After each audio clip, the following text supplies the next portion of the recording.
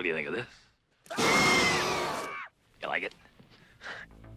Beetlejuice Beetlejuice is the 2024 sequel to Tim Burton's 80s horror comedy classic Beetlejuice. And while audiences cheer for Michael Keaton's green-haired freak returning on the big screen, Beetlejuice Beetlejuice could have been only a streaming title. Today at ScreenRant, we look at the sequel's production troubles and if it would have performed better on streaming. Babs.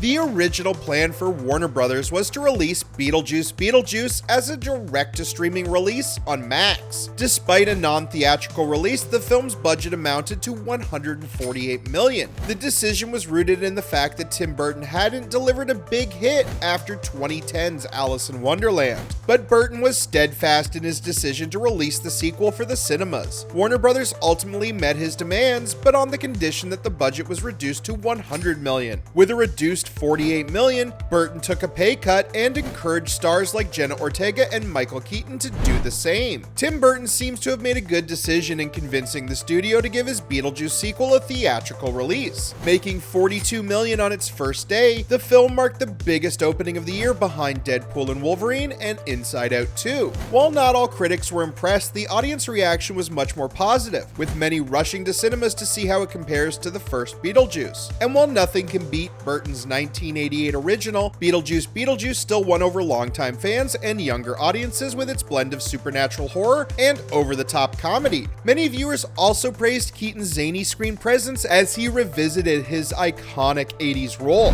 Having grossed $272 million so far, Beetlejuice Beetlejuice is a decent commercial success. It might not be an all-out blockbuster like Alice in Wonderland, but at least it didn't underperform at the box office. Even if Beetlejuice Beetlejuice was released directly on streaming, the movie would dominate the Max viewership charts. Tim Burton is a brand in and himself to lure in genre audiences, and the cast was stacked with A-listers as well. Apart from Michael Keaton and Winona Ryder, the movie most importantly starred Jenna Ortega, who is slowly emerging as a leading face of new age horror with the Scream sequels and the Netflix series Wednesday. With Burton himself directing 4 episodes of the series, Wednesday was one of the biggest successes for Netflix, cementing Ortega's popularity in horror. And yet it's for the best that Beetlejuice Beetlejuice finally got a theatrical release. After all, a Tim Burton horror deserves to be watched on the biggest screen possible. Respecting the first Beetlejuice, Burton largely stuck to practical effects to achieve the horror of the underworld and the physically absurd humor of Keaton's Bio-Exorcist.